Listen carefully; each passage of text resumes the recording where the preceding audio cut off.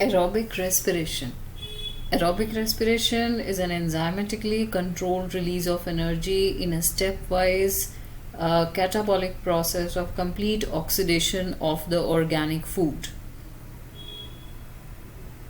And carbon dioxide and water with the oxygen are released during this process. So we have discussed how in the glycolysis, which is also called as Embden-Meyerhof and Parnas pathway or EMP pathway, in the process of glycolysis, we have discussed that glycolysis is a partial oxidation of the glucose into two molecules of pyruvic acid through a series of enzyme controlled processes, and here ATP and NADH2 they are released, and it occurs in the cytoplasm. So this process occurs in the cytoplasm.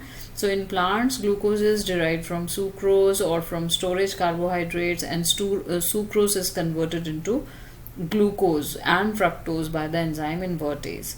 And glycolysis starts with the phosphorylation of the glucose in the presence of the enzyme hexokinase, and it forms glucose 6-phosphate, then fructose 6-phosphate, which is also catalyzed by the enzyme phosphohexose isomerase. So fructose 6-phosphate later on convert to phosphoenol through the phosphoenol fructokinase. So in glycolysis, we have seen already that two ATP molecules, they are consumed and during double phosphorylation of the fructose 6 biphosphate, and two molecules of NADPH2 they are formed at the time of oxidation of glyceraldehyde 3-phosphate. So each NADH is equivalent to 3 ATP molecules. So the net gain of glycolysis is 8 ATP molecules. So pyruvic acid is the key product of glycolysis, and further breakdown of pyruvic acid depends on the needs of the cell. So in animal cells, we have discussed already how lactic acid formation takes place, and in fermentation in the yeast we know how it is converted into ethanol and carbon dioxide. So pyruvic acid decarboxylase and alcohol dehydrogenase catalyzes those reactions.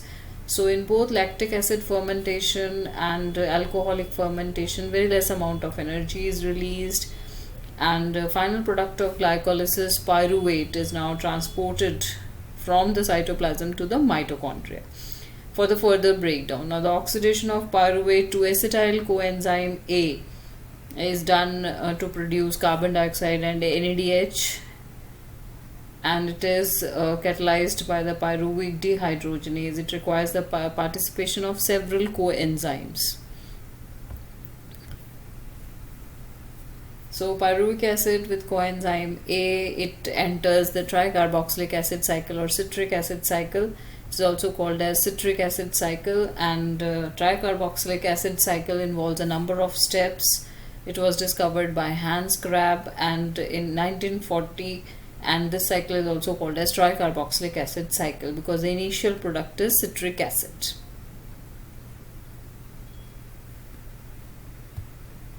Tricarboxylic acid cycle, it was discovered by Hans Grab in 1940, and this cycle is also called as tricarboxylic acid cycle because the initial product is citric acid.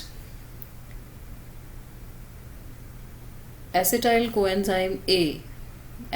coenzyme A combines with oxaloacetic acid or oxaloacetate and water to yield citric acid.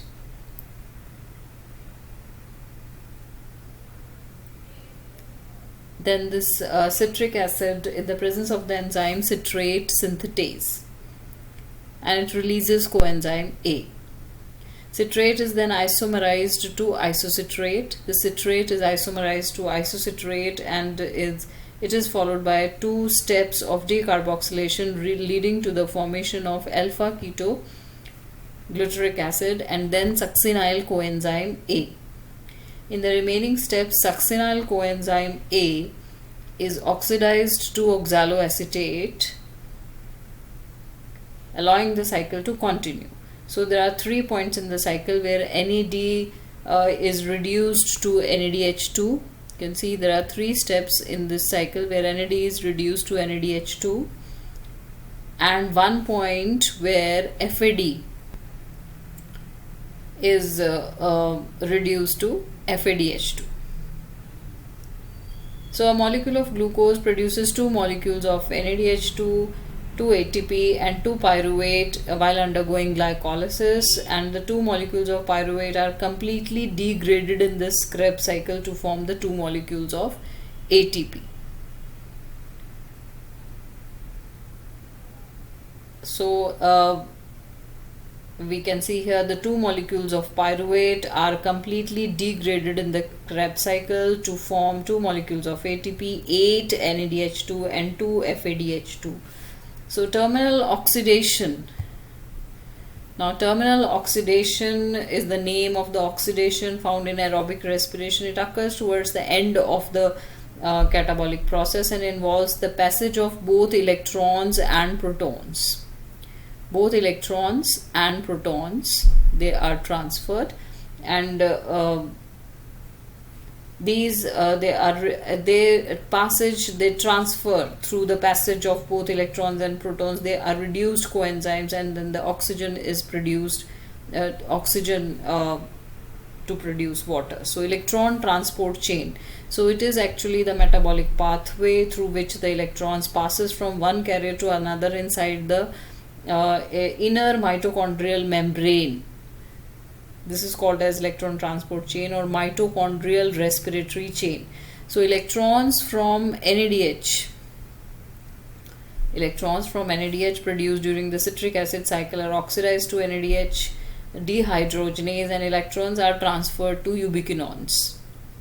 Ubiquinon is located within the inner membrane, and ubiquinon also receives electrons from FADH.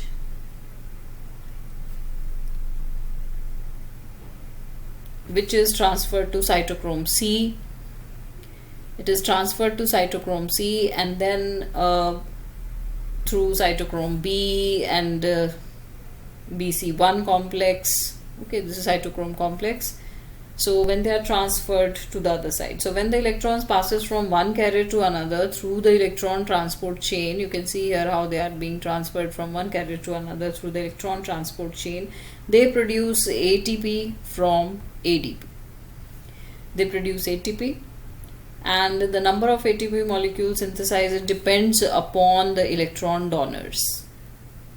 So oxidation of one molecule of NADH gives rise to 3 molecules of ATP, and 3 molecules of ATP will be produced from one NADH, and the oxidation of FADH produces 2 ATP molecules.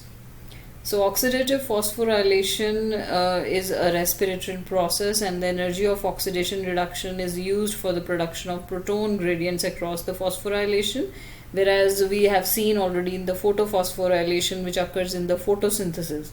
Light energy is utilized for the production of proton gradient for the phosphorylation process. Now the energy released during electron transport chain is used to make ATP with the help of ATP synthetase, which consists of two major parts. One is F1 and another is F0. Now F1 is the peripheral membrane protein complex having site for the synthesis of ATP from ADP and inorganic phosphate, whereas F0 is the integral membrane protein that forms a channel for the protons. So for each ATP produced, 2 protons, they passes from the F0 particle from the inner membrane space to the matrix down the electrochemical proton gradient. So this is how ATP is produced. Now respiratory balance sheet. We already know that how many number of ATP molecules they are produced directly. 2 ATP are produced during glycolysis, and 2 molecules of NADH when they are reduced, it gives rise to 6 ATP molecules, because 1 molecule of NADH gives rise to 3 molecules of ATP. During the link reactions, which is in between glycolysis and citric acid cycle, we find 2 molecules of NADH they are reduced, so total of 6 ATP molecules they are produced. So during citric acid cycle we have seen 5 NADH they are produced, so 15 ATP molecules. 2 NADH2 and FADH2 produces only 2 molecules of ATP, so total of 4. So 2 plus 2, 4. They are produced. So directly only 2 ATPs molecules are produced. So total of 38 ATP molecules are produced during respiration. Amphibolic pathway. Now glucose is actually the favorite, you can say, is favored substrate for respiration, and all carbohydrates, they are converted into glucose. All type of carbohydrates, they are converted into glucose before being used for respiration. Fats, they also need to be broken down into glycerol and fatty acids, which is further converted into acetyl coenzyme A, broken and converted into acetyl coenzyme A, and enter the respiratory pathway. Proteins, they are broken down into amino acids and then they further enter the Krebs cycle. So breaking down process within the living organisms, this is called as catabolism, and the synthesis process is called as anabolism. So respiration is an amphibolic pathway. Respiratory quotient. Respiratory quotient is the volume of carbon dioxide given and the volume of oxygen taken in. So the basic equation for aerobic respiration, which is using glucose, is this. We already know that. So respiratory quotient of glucose is molecules of carbon dioxide release divided by molecules of carbon dioxide consumed. So it is 1 for glucose. Respiratory quotient for glucose is 1. And for fats it is 0.6, and for proteins it is 0.8. So it is the number of carbon dioxide which is released, okay, divided by the total number of oxygen that is consumed during the reaction. So 63 upon 77 gives rise to 0.8, whereas the number of carbon dioxide release here is 16 and number of oxygen consumed is 23. So 16 upon 23 gives rise to the respiratory quotient of fats, and so is the glucose. So respiratory quotient of fats may vary depending on the type of the fats and due to the complexity of the various ways in which the different amino acids are metabolized.